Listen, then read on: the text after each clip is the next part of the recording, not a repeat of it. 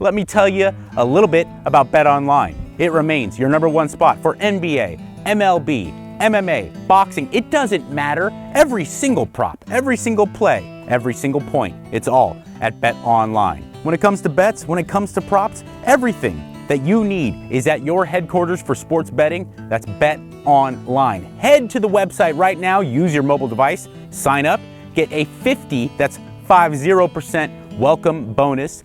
Don't forget to use the promo code BLEAV, that's Believe, to get yourself a 50% welcome bonus. Come on, there's no need to hesitate. Bet Online, where the game starts.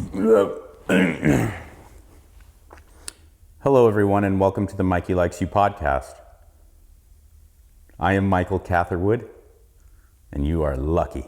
You're ready to have your mind blown with the greatest health and fitness information on the planet. Yes, bitch!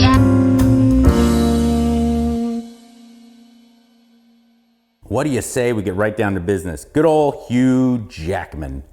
Got Jack right in the name. Makes for a great buff person. I'm huge. Jack. He has huge and Jack there. Hugh Jack. Man. Huge Jack Man.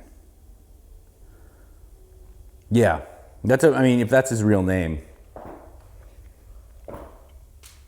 he was put on this earth to be a huge, jacked man. Anyway, he's all over his internet outlets, the social media, the Instagram, and the whatnot. Talking about his prep for Deadpool 3. He's 185 years old, and he's getting ready to be huge, jacked man once again. So he's starting his prep. And he's talking about his 7,000 and 8,000 calorie diet to bulk up. Okay? Training 3 hours a day, usually split into 2 different workouts for 6 days a week. Now, people have come to me. That secret voice in my head is one of them. Where they go, is that real?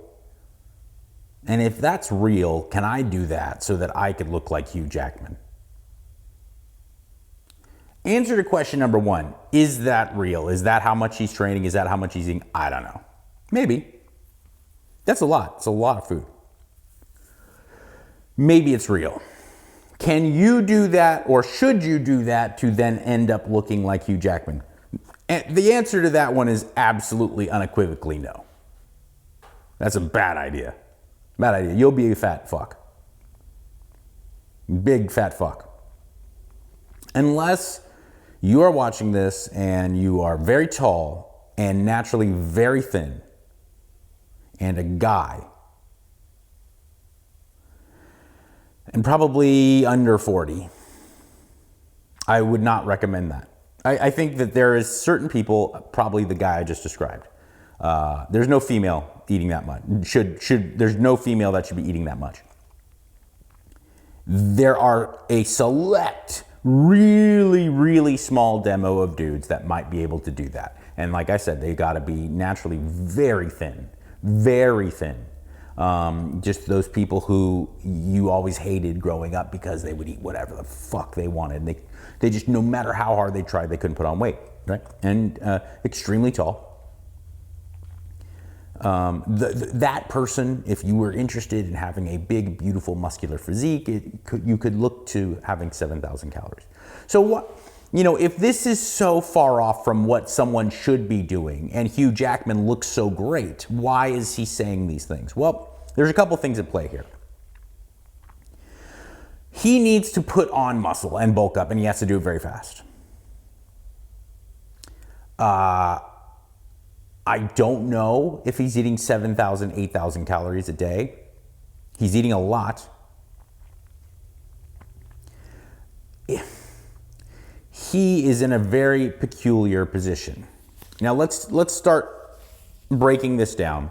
from the reasons why it could potentially be true, because I want you guys to get in your head why this maybe wouldn't work for you, and why there are scientific reasons why someone like Hugh Jackman could theoretically be eating that much and then end up looking really good.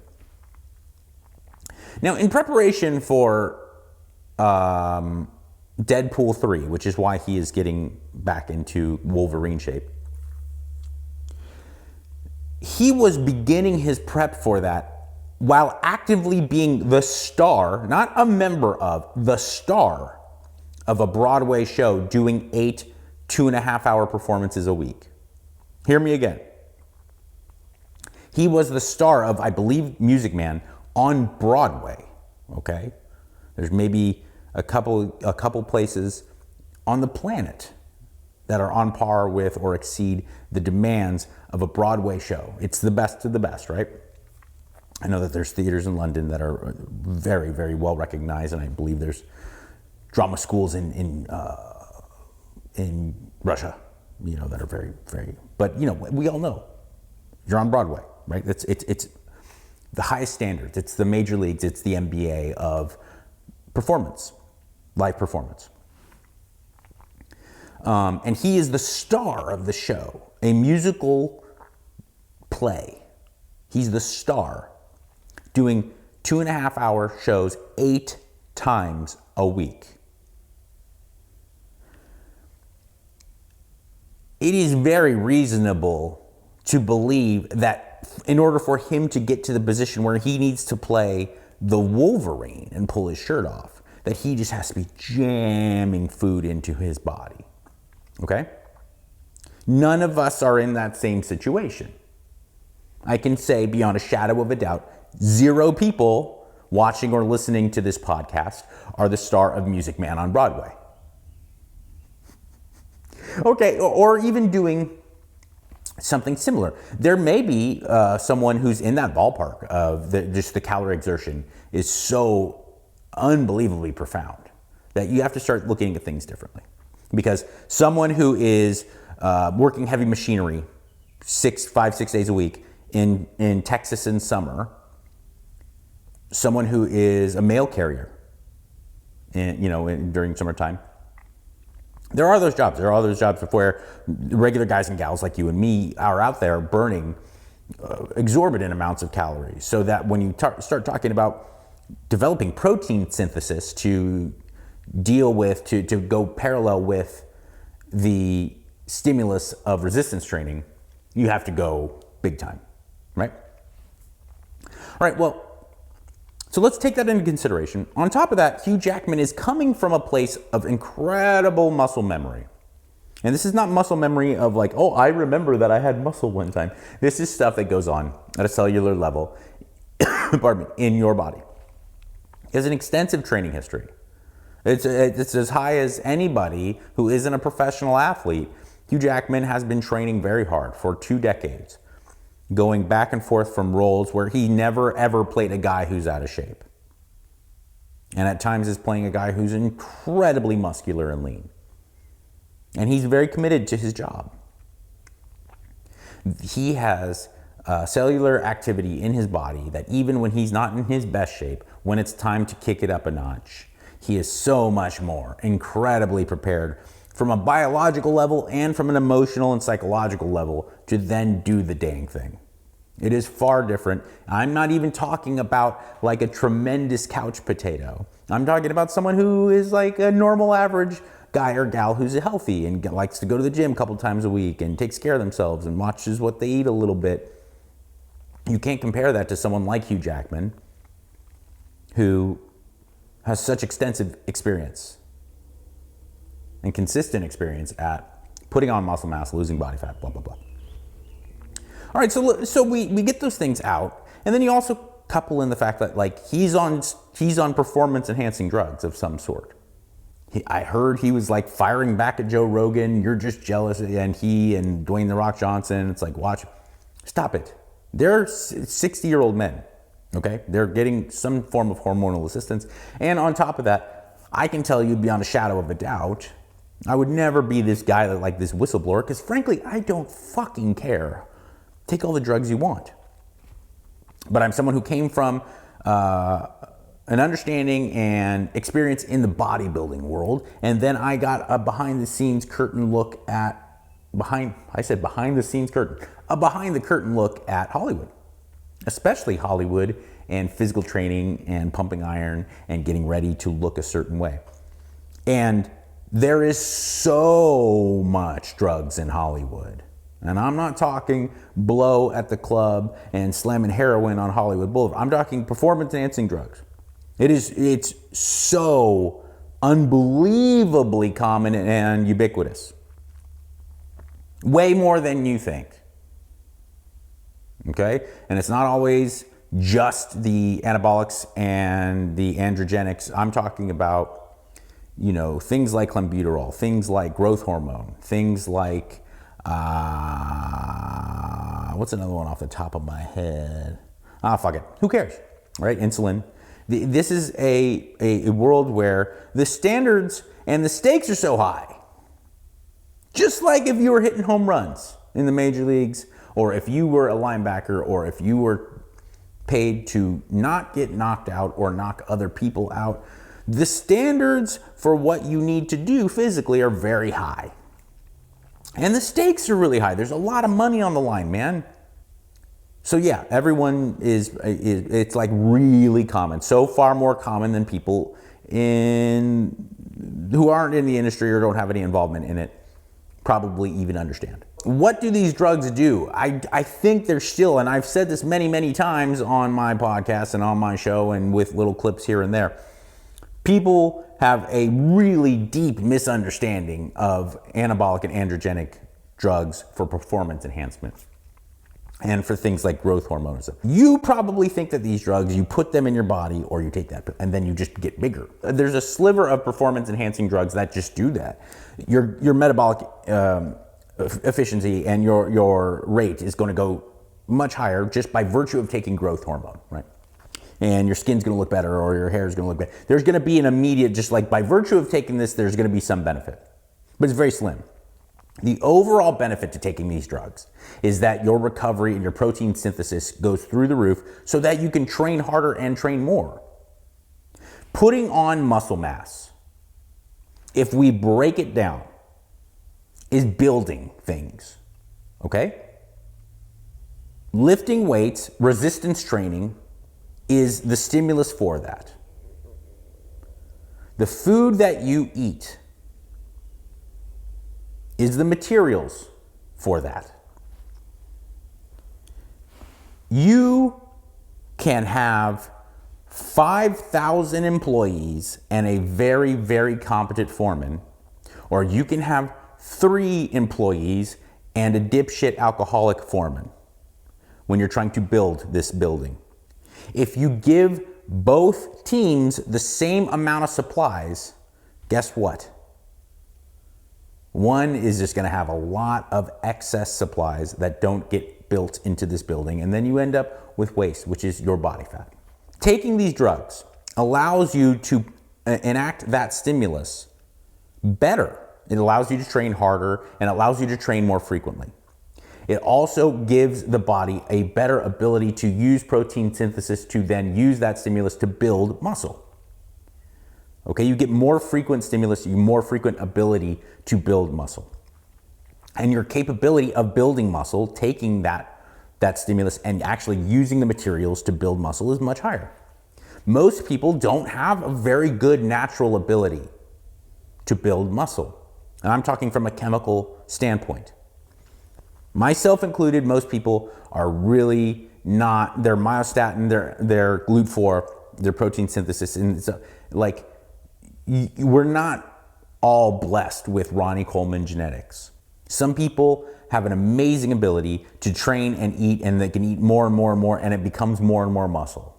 That is not most of us. This is backed up by a 2011 study that showed when you overfed elite athletes that were doing a 4-day-week resistance training program by 600 extra calories per day on average, they don't actually gain significantly more muscle mass than the other group that was eating in a smaller calorie surplus. But they did gain over 3 times the fat mass. So pretty much all the extra weight that was gained by using a higher calorie diet during the bulk was fat. I was just thumbing through other unrelated stuff and I saw this study and I checked out that study. So I wanted to put that up because look, you're talking about, by the way, these are trained athletes, these are high level athletes, and eating only a 600 calorie surplus.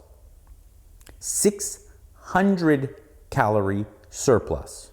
And their weight gain was considerably more fat than muscle mass. Considerably more body fat than muscle mass from a 600 calorie surplus.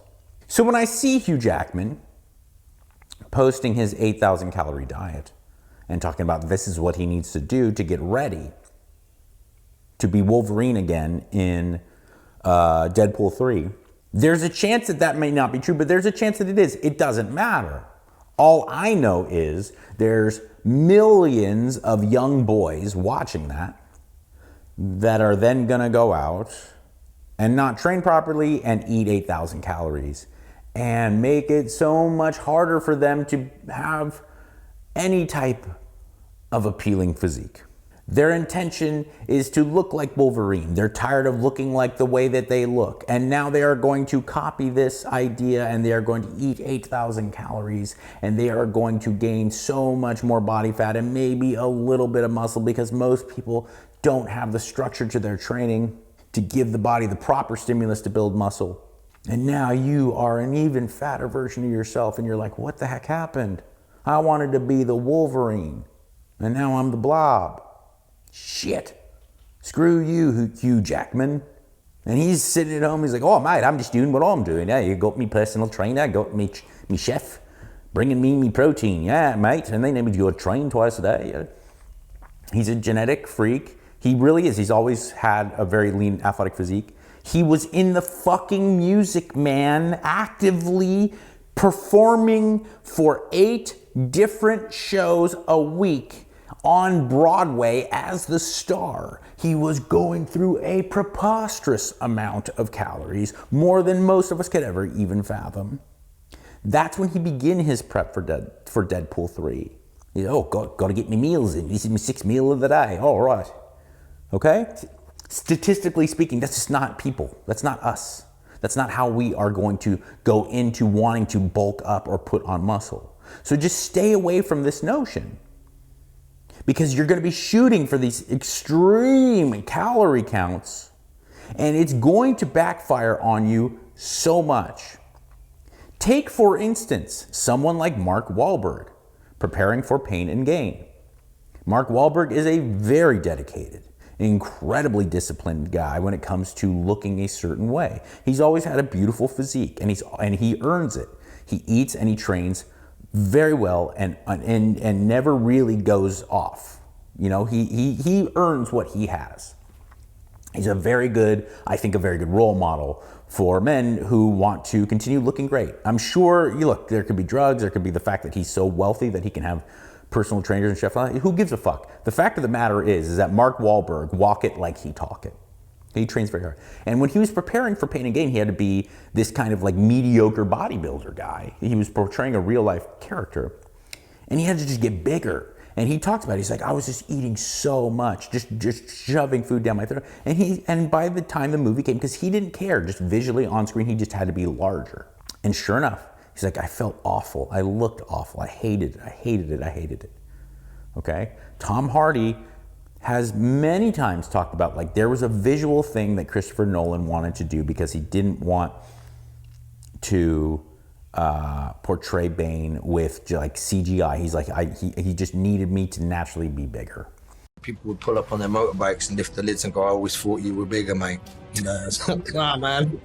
I was just bald and slightly porky. If we look closely, if we really study the photographs, I was really overweight. Actually, I ate a lot and, I was not much heavier than I am now, but I just ate more pizza. It wasn't great for my heart. Yeah, did you feel good? Not really. No. But that's not the point, is it? The point is to look as big as possible. Bulking up is not preparing for a role where you just have to be larger, a larger human. I don't even like the word bulking. If you want to add muscle mass, yes, you have to take into consideration that you're probably going to sacrifice some level of leanness. But you shouldn't throw the baby out with the bathwater, because once a surplus gets too high, then you're not even going to sacrifice your leanness.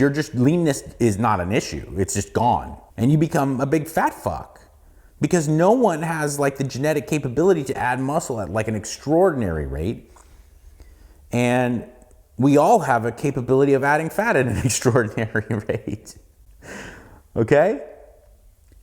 So I do think that like maybe most people, especially women, have an addiction to being too lean, and it prevents them from ever getting the body that they really want. There's a time and a place where it's like, yes, okay, I'm gonna compromise 2 or 3% of my body fat so that it can A, be healthier and feel better, and B, put on a little muscle.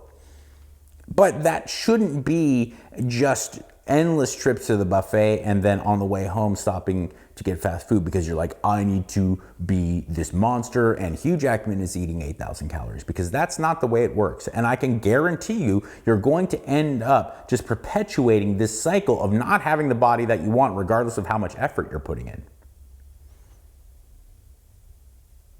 Alrighty? So, a couple things. Suck my dick. Thank you to First Detachment. Hands down the best nutritional supplements on the planet. There's a link in the show notes below. Plus, use the code Mikey10 when you're out there. You save yourself some money, and it lets them know that I sent you. Absolutely without question, in my opinion, the best company on the market to make like every piece of their supplement line is just second to none. The Go Pills, which is their fat burner, has yohimbe inside it, which has been proven to be effective. But the unfortunate part, and I will tell you firsthand, you have too much, just a little bit too much of yohimbe, and it makes you feel really weird, to the point like calling sick to work weird. So Justin Harris is smart enough to know that you just put in just the right amount coupled with green tea and caffeine and tea cream, and it really does help you feel a little bit more focused, gets you going, and it has the right amount of those ingredients to elicit a lipolytic effect without compromising your ability to feel good. Because I'm telling you, if you want to do that experiment yourself. I don't recommend it, but if you want to do it, take enough yohimbe hydrochloride and you will feel really weird. Like really, ugh. I don't like it. So Go Pills, amongst other amazing products, QRF for your liver, which is something I genuinely believe in. Liver health is extremely important, especially for people who lift weights. Okay, so make sure you're taking care of your liver. Also, Bet Online, as always, pardon me, they are bringing me this show and the ability to make this show a reality. So thank you to Bet Online. And finally, last but certainly not least, in fact, most important, thank you to you, the viewers, and more importantly to the patrons from my Patreon. I love you guys. You make this show a thing. I love it, and it makes me feel good about myself. I hope I can do my best to make sure that it's worth it. There are 3 different tiers. Join my Patreon, help me out. On top of that, I think I offer a service. Training information, nutritional information, habit forming, my feelings on studies and things like that. And just little tidbits here and there. And then at the top, in the middle tier, there's custom made training programs by me. Not custom for you, but custom by me, and eating advice and stuff that is not available to everybody. And the very top tier, where I become your personal trainer, nutritionist, whatever, and I'm there with the accountability and the information and the help, and you can contact me anytime. You have a specific email address that has no one else in the world has it. Only you, my top tier clients, have it, and we go back and forth, and you're always available. You can set up Zoom calls with me. You can set up phone calls with me. I am yours. I work for you. I become your employee. Okay? So that's all there at my Patreon. Check it out if you're interested.